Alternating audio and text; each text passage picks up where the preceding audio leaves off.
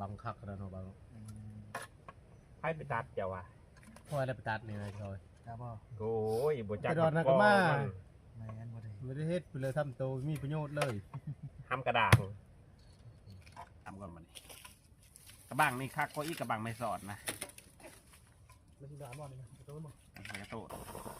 น้ำลายเนาะเนาะ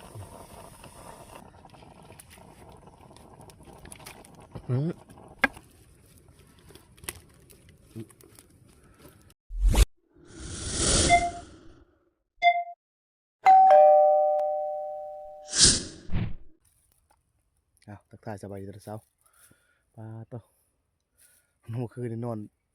เที่ยงคืนถึงได้นอนเมื่อคืนนี่นะพากันมาหาข้าวปูข้าวปลาแล้วก็กินข้าวกินน้ำเมื่อคืนนี้กินข้าวเตาไฟเลยนะตอนนี้ก็ตื่นเช้ามันก็กำลังสิออกไปหาเช้าตอนนี้นะโอ้ปานมาชิวเพิ่นก็เก็บเคยบุบบับได้ไปทะเลมาชิวมือละปึ๊กเกินรักคุณหอดพี่สาว พี่ฮอดแม่ช้อนนะนี่เลยนะไปทั้งเลยวันนี้นะนอนอยู่บอลได้ถ่ายอย่าแพ้บ่หายามแหวแล้ววันนี้แม่นหมูถือเราประจักษ์เนาะฟันเอาหมูถือแล้วต้องใส่ถือกระลีประจักษ์วันนี้เมื่อคืนนะจักแลผัดละเฉยจนผัดละเฉยจักแลฟันละถือเกิดว้าตะเขาเนาะลุ้นกระชาบเนาะเข้ามาเนาะว้ามาลอยดอกปากอะต้องเหนื่อยกินหัวมัดนะยีนตัวใหญ่นะน่าว่าผมคือตัวมดอยู่ในหนาวอยู่บ่นี่นะเอาเช้าอยู่บ่พอเลยพอเลยพอละเอาไว้ได้แนวกินจังแกมอันนั้นบ่แกปีกปลาอีกน้อยเนาะ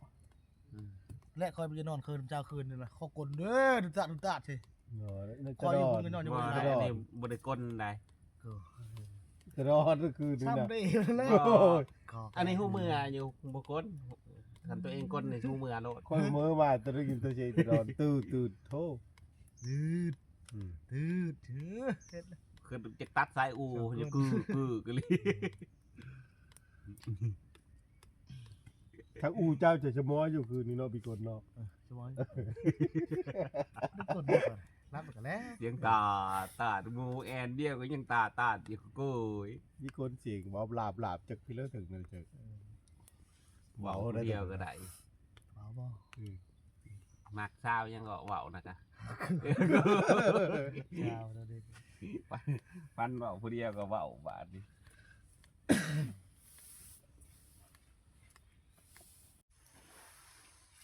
ไปนาไปโอ้ขาเช้าก่อนตาพระซิวคนตุ๋ยว่าเป็นดาว แม่นเลยตดเก่งเลยกลก็เก่งตดก็เก่งคนตุยนี่เป็นตะเลิงเลยตัดใช่ออกมาหาเช้าก่อนมาเนี่ยออกมาหาเช้าก่อนมาเนี่ยพุ่นแรกมื้อนี้ก็ไปจังแกงกระบ้าความแกงกระบ้าพระนะก็เหาะหลายพระนั้นนะไปหาเพิกนางเพิกตามันก็มากระบุกนั่นแหละลงมากินมากระบุกยามนี่นะมากระบุกร้อนมันจะมืดแล้วกระบุกยามนี่ก็มังกบก็ยังมังกบก็มืด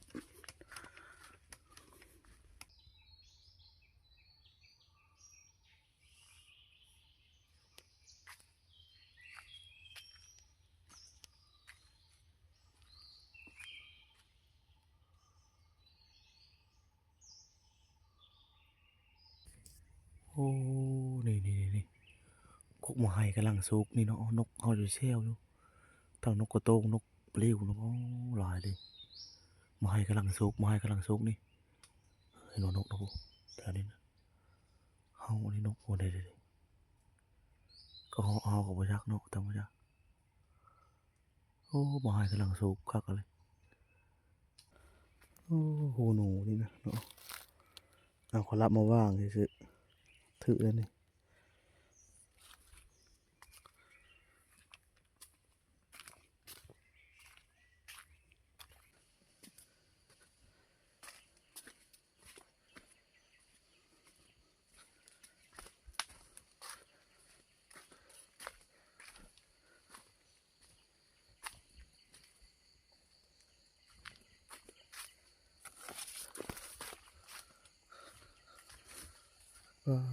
ตัวเท่าเนาะ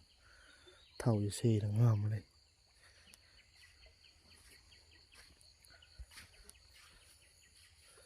ไม่ได้มาหายิงพี่แตงหึงเลยมาพี่นะ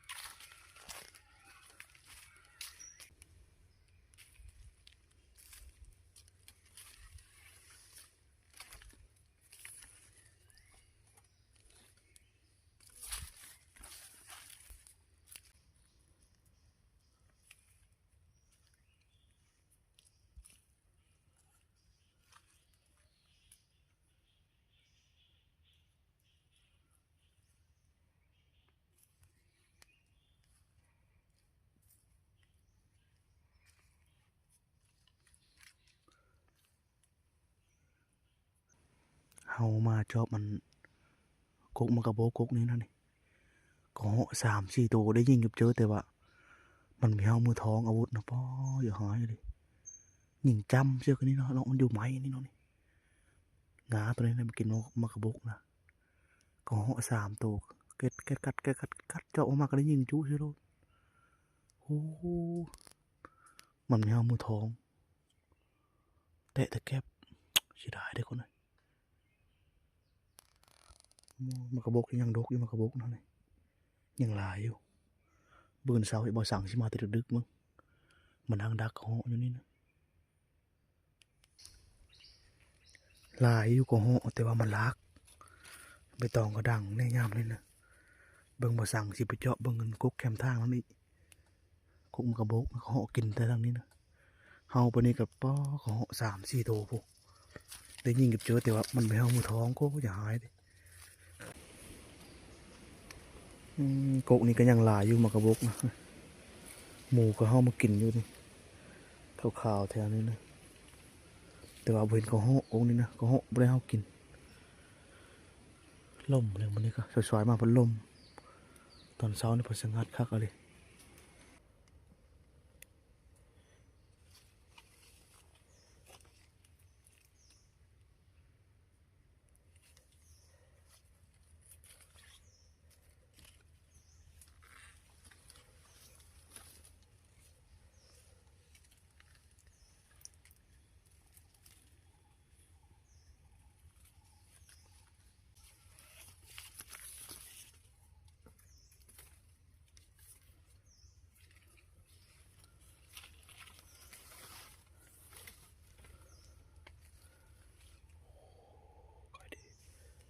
ไก่ขวาเด่นบน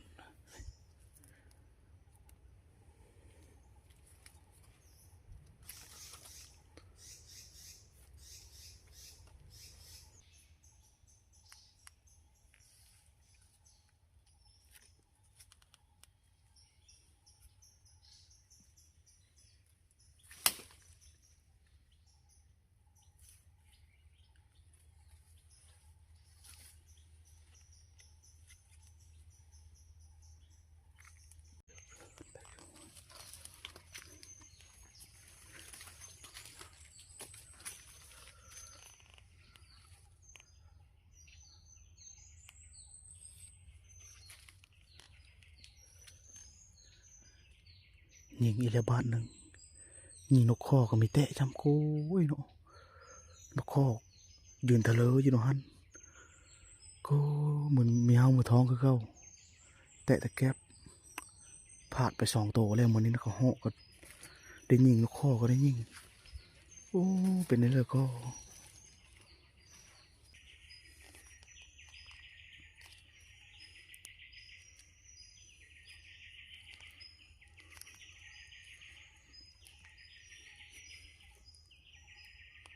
มันแมบเลยเนาะ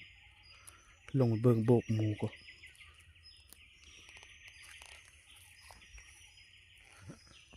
เด็กมันแมบเนาะมันแมบอยู่นี่เลย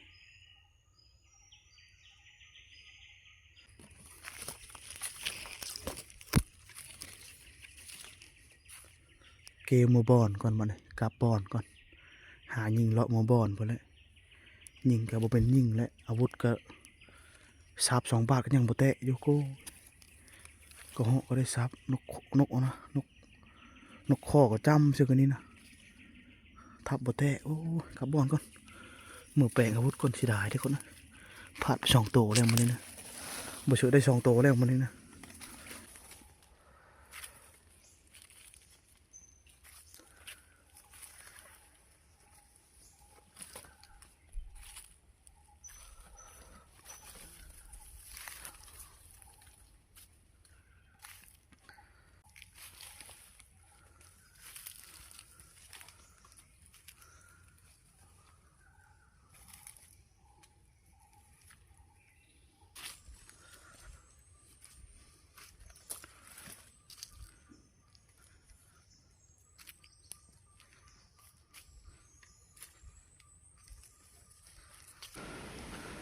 ปลาตัวสวยๆมาลมแห้งกันเลยเอากลับบอลบัดนี้กลับบอลก่อนเซ็งเป็ดเลยมันนี่นะยิงกันเพลก็มีเตะปืนก็ซับซื้อกระเหาะก็มีเตะซับชนกข้อก็บ่เตะพ่อเซ็งขนาดมันนี่หายิงเด้จนกระจอบอุปคุปัมสุดท้ายได้ยิงแล้วพัดมีเตะอาวุธก็บุวิดป่าอาการเมื่อคืนนี่แหละเมื่อถามคนอดอนกับพันไปซิวพันใดพลายุวอนพวกโอ้ยกันเมื่อยเลยไทยเพื่อเลยยื้อเพื่อได้เพื่อก็เหาะซับก็มีเตะเชื่อยิงเพื่อกันเห็นแล้วเจ้าหมูเนาะนะก็ ท่านไปเอาท่ามาเจ้ามา ได้ป่ะมาหุงน้ำบ้าป่ะ ไม่ได้เฮาเลยมีจักมือหาทางแวะละ อยู่นี่สังทองอันมาให้ลายนะ เจ้า ยี่บอลท่านยิงกับกระหอกเนี่ยมาให้โอ้ยนกเป่าลายไก่คว้าไก่ปลาเขานะไปเถอะไก่ปลาบินแซว แรงค่อยไปมันเท่าอันดอกกอไหลหรือเปล่า ตามทางเขาไปเลยกลางทางเลยเขามาให้นะ ไปแล้วคงถูกเลยนะ กระหอกอะยิงเอาตัวนึงเห็น2 โต๊ะกระหอก บนวันยิงหมูจะไปบ่ ทางออกพี่น้อยน้อยนะไปแล้วมันนะ นกพี่เราน้อยบอลนะเงินถูกก็เลย ไล่เฮฟ เก็บครบหำนะ น้ำมันหน้าเมื่อแล้วเมื่อเอาเร็ว ใช่หมดพอได้ โย่ตามรางหมูได้ อ๋อ มานไปเลยเจ้านะ มันไปเลย มามีเลยหำด่างกันนะ เชื่อไปเลยก็จะมอยอยู่ปุ๊บบ่จะได้ช่องมาแล้วมันนี่ หำด่างคือกันกับตาปลาซิวเด้ คอยกันยังน้อยนึงมันนี่นะงั้นมาเล่นแกตัว มาแล้วแก้มือไว้ หักมือแรกเขาบ่ยิงกระหอกนะสิป้าให้จุ๊บเจ้ายิงมือแรกเขาบ่ยิงกระหอก เห็นเขายิง เท้าเลยนะตัวเลยกินเป็นฟาดเลย ลูกปืนหมดนะ มือได้มันเห็นหน่อย ต้องเสียดายที่เขากินนะเนาะจับที่เขาเถอะกินนะ มาหอดบอลผ่านประชิวคนหนึ่งเข้าท่าได้ขยันได้ผ่านประชิวคนนี้ได้ ขยันแล้วเอา คือเก้าได้เลยนี่คนได้ ขยันหามักน้องสาวทั้งทองเลยตาปลาซิว จะเป็นน้องเคยค่อยบ่ เรา ผ่านประชิวจะเป็นน้องเคยค่อย เป็นบ่เป็นบ่ เป็นเพลไถหน้าได้คุณเคยก็ได้ ใช่เป็นได้ โย่บุได้แช่ห้ำก้นอะไร ก็ลูกได้ขายได้ บัวไถหน้า ตกเข่านะพูดอ่ะ ใส่ก็ใส่หัวเอาไว้มันลาย กินไปยังไงกินบ่ เห็นไหมลามไหม ลามบ่ ตักลามเลยตักใส่กระตั้มเครื่องปรุงใส่ลามกระบังกระตานให้เลยนะ2 อันหนึ่งลามกระหอก ยัดเขาได้หมูอยู่ได้เนาะยัดน้ำมูกดินอยู่นี่นี่คือ ล้างผูกข้าว เดี๋ยว เนี่ยไปตามไปชี้อยู่ในกระหอบเนาะทำด่างเขาได้คนกันเนาะ โอ้ยทำดาไงโอ้ยบางทีคนสิได้กระหอกกันได้กระหอกโอ้ยปันนี้เราขี้โม่บ่เศร้า คนขี่มอเตอร์เก่าจะมา หัวดำอยู่แล้ว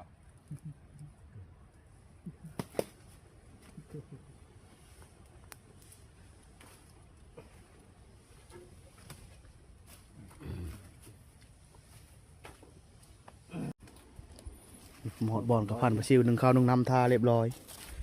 เบิกเห็ดกินปลาเย็นก่อน มี มา บ่จิคือนี่นะใช่มั้ย ลามปลาเย็นเชื่อไม้กระบังนี่เอาหน้าตัดมาลามปลาเย็น2 โตะได้ชามมาคืนนี่แต่ว่ามันไปตัวหนึงออกแต่แยง ซอยเอาซอยใส่ หนังเพลอหนังแฮมหนังหมูบ่ หนังหมูแล่ อยู่เจ้ามีหญิงนั่นแหละ ดูแรกก่อน ป่ากับการเมื่อคืนนี่นะ แรกก็เอา ตะลุกกลางเครื่องแยงอยู่ก็น่าไปละ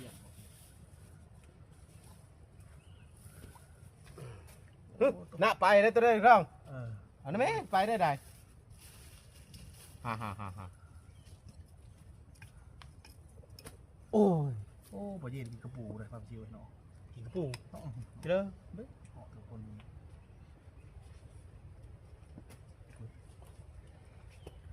กุยผี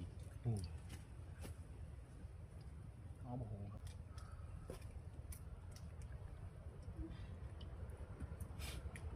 ผาดหาดอิดนั่นแหละเบา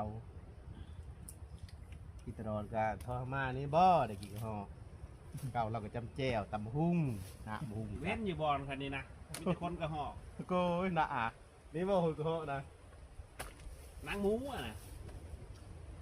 หมดตอนนั้นแล้วทำมาให้แล้วได้กินข้าวนะ ใช่ ชาวบ้านเจ้า ข้าวขึ้น จ้าง เอาสีรามแล้วตัวกระหอกเนี่ยติดใจเลย ไปจิบแสบเด้อตัวเอ็นนี่แสบ แสบกูอันแค่นี้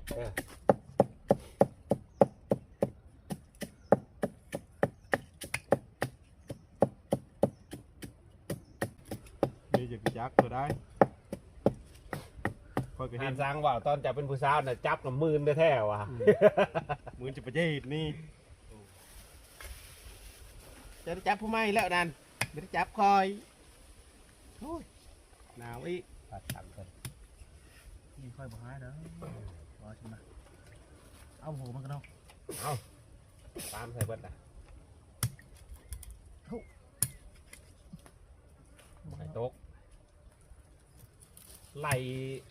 ตัดแหล่ไล่แหลดเหรอเนาะเอ้า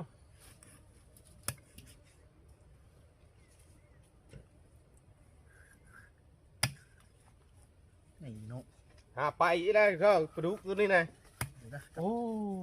ไปจับมันแยงก็ มันโอ้บนคาดนี่ได้ได้ แง่ว่าอะไร กูป่านี้ มาอันนี้ ตัวตายก็มีเลยเชือกกระสามนั่นนะขาดนะเนาะ แหล่วนี่ก่อน วิเทาะออกมาหาปีง กินแหล่วก่อน ปีงไว้เนาะตาย ก็ได้กับปิงไว้สวยบ่พอเนาะ จะทำมาคิดไม่เชื่อแล้วบอกเกิดความชิว เชื่ออะไร พี่โน่ได้ไม่ได้เชื่อป่ะ คุณโนบินเชื่อ อันนี้ก็มีอยู่ปะปักแล้วก็ใส่อันนี้ก็สิเป็นยังทำได้หลางเนาะลืม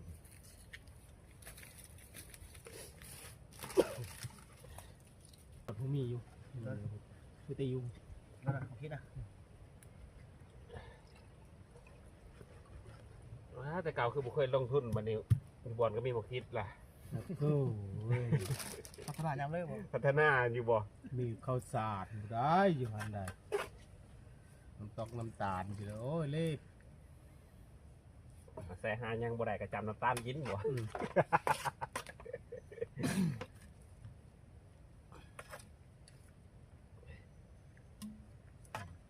บังคักแล้วเนาะบัง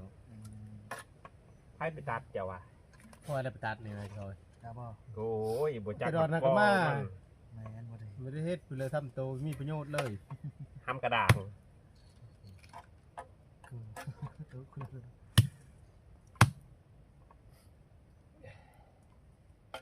หนังเย็นหอมความชิวเนาะ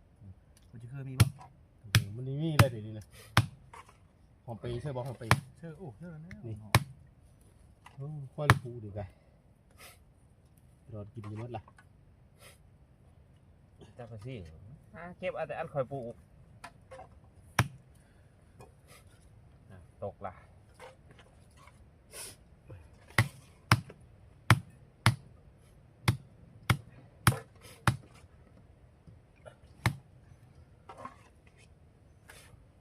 อกเลยสิแสบกว่าเลย ดับไปเย็นแซ่บกว่าไว้ชิมดก่อนไอ้ทุกชิมือก่อนกันหลับไปเย็นก่อน จังใส่มาหวานเนาะตอนนั้นเนาะ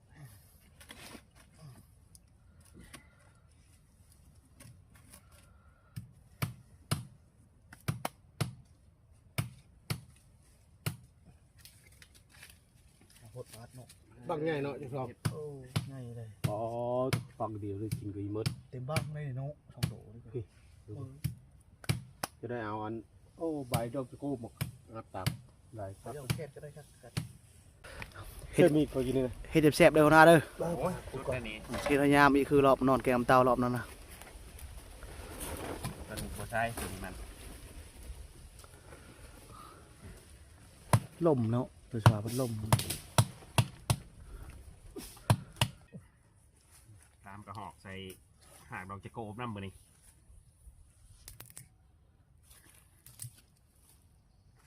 หอมได้ใส่ตัวนี้ได้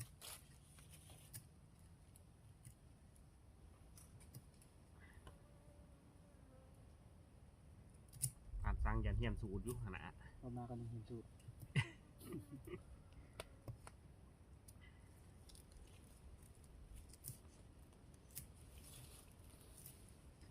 ใบมันน อ้อมผักสไลด์คักไพรอีกนี่ได้ ำเพิ่มความคมเอา ขมลำ ใส่บันนี้เนาะ นี่แหละ ใส่ลายเห็ดลายกับแสบลาย ตัวที่นี่มีซอยใช่ปะ บ่เห็ดละ มะนาวก็ใช่ปะ บ่คนละทางเราแลใส่บางหน้าบ่เป็นปอด เติมมะนาว แหลมลามก่อนมันกระบังนี่คักก็อีกกระบังไม่สอดนะ ไม่ใช่ดาบอลนี่นะตัวมั้ง มันกระโตนมันเวลาเฮาเทออกมันง่ายอัน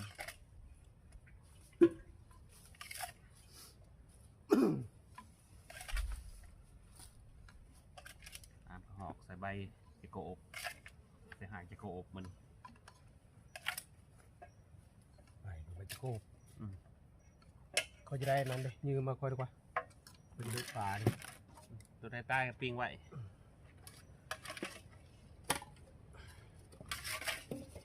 เดือปลาปีงก้อน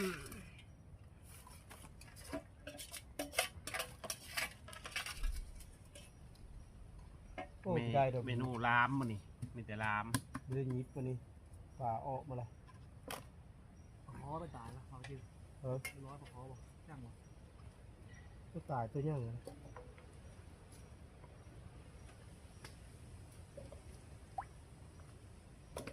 เพราะว่าเจอน้ำลายเฮ้น้ำแร่ปัดนี่ ไห้หรือบ่จักจากมานะ โอ้อีหลับอีนี่โอ้ยคนกินตำหุ่งนะอย่าไทยนาย โอ้อยู่ไทยได้กินตำมะฮุ่ง หุ่ง ยืดลำบาก อยู่ลาวบ่มีบ่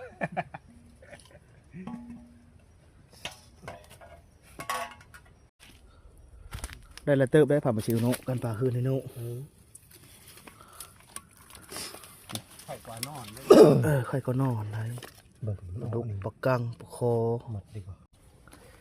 นี่อันกินเช้ามันนี่เฮ็ดแต่เมนูลามทั้งหมดตัวนี้ลามเอ็นตัวนี้ลามกระเหาะหัวหน้าเพิ่นเฮ็ดนะ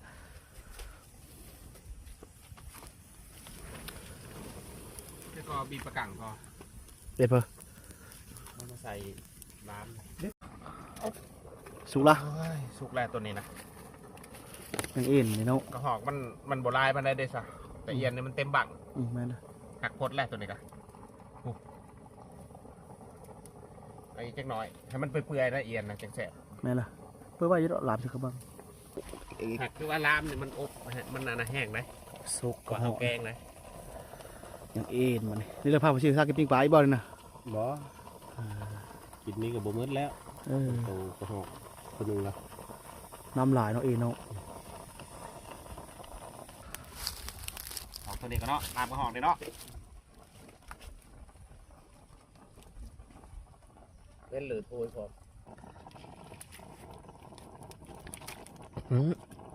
กูกูมันกามแล้วบัดนี้ แม่น กามจะลุมผูกโอ้เคาะก่อน เอาเลยเอาเลยโอ้โหดอกเหมือนมันละดูถ้วยแล้วดิเอาตัวบัดนี้ตัวนี้สีเรือถวยนะ นักคึกเลยตัวนั้นเนาะมันหลายดิ ใส่กระซ้ำบ่ บ่ทอดจะน้อยแล้วก็ย่าเฮ้ย มันจะเอาตัวหนามไหน น้ำมันหลายทั้งหมดนะ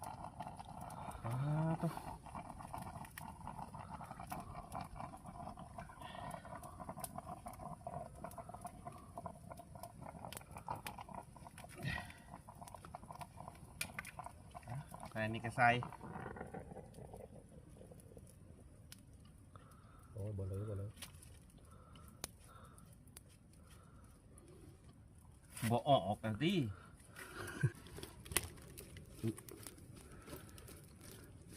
บ่ออกได้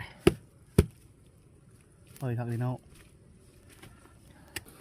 เอาเรียบร้อยมาม่ามันนี่ข้าวเช้าลามปลาเย็นลามกระเหาะโอ้โตมีแต่แซ่บๆเมนูมันนี่นะ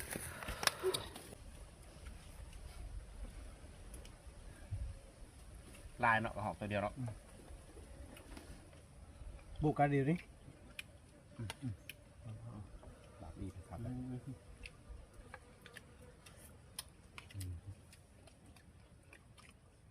แล้วก็ตำเจียวก่อน ข้าวต่ำใช่ป่ะแซ่บต่ำแซ่บแล้วนะข้าวต่ำ กันที่ว่าบ่แสกอะ เดี๋ยวต่ำชนะป่ะ ยำข้าวบ่ตำอีกว่ะไม่เข้าให้ตำแซ่บ เกาะนี่อ่ะเพื่อผมเกาะเดี๋ยว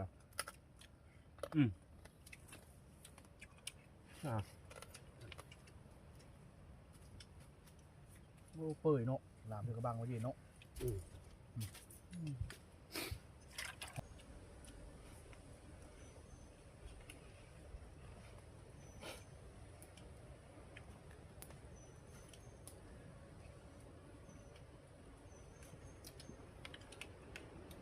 บวงปะปูดัน เอาถือว่าเรียบร้อยกินข้าวน้ำสัมปลายามเช้ากันปุ๊โคนาเพิ่นก็นอนเอเล่อยู่ปุ๊แม่กินห้องผู้สาวประจักษ์โคนาแม่กินห้องผู้สาวนะ หอดน้องสาวสันทอง เกิดเพิ่นผ่านมาชิวเพิ่นก็เดี๋ยวเลยผ่านมาชิวไปก็บ่ให้บ่ตอนแรกใช่ไหมนะพักผ่อนก่อนบ่นี่ตอนแรกพอแล้วพากันลุยต่ออีกแต่ว่าบ่คักเยอะลมแรงวันนี้นะตอนเช้านี่สิสงัดคักอะไรคือวะสวยๆพัดลมเอามื้อแรงลุยต่อแก้มือใหม่